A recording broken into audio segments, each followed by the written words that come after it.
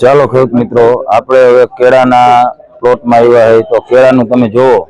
આ કેળાની G9 variety છે. અહીંયા આવો, નજીક આવો. આ G9 આની તમે લૂંગ જુઓ.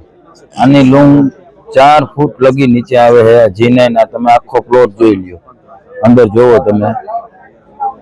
આ G9 વેરાયટી હોય એના માટે એને આ વિડીયો શેર કરી દેજો, જેથી કેળાની આ સારી નવી વેરાયટી છે. બીજી ઘણી બધી કેળાની વેરાયટી છે.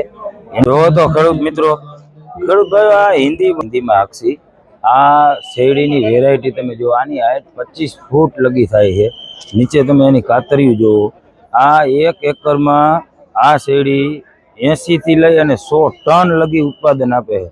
તમે જોવો, 80 થી લઈને 100 ટન. ઓહો, આમ જોવો તમે, નીચેથી જોવો.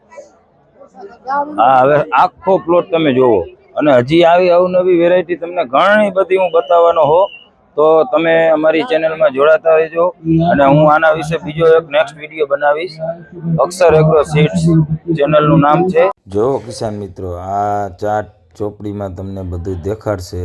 ફર્ટિલાઇઝરની, ખાતરની કઈ જરૂરિયાત છે, જીવાતની કઈ જરૂરિયાત છે. તમારે હવે ક્યાંય જવાની જરૂર નથી.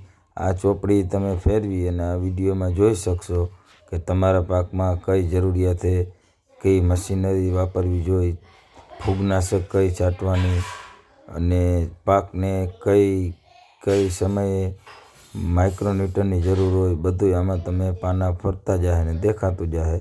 તો બધાય કિસાન મિત્રોને વિડીયો બતાવો, જેથી એને બધાને કામ લાગે. જરૂરી વસ્તુ છે કિસાન મિત્રો.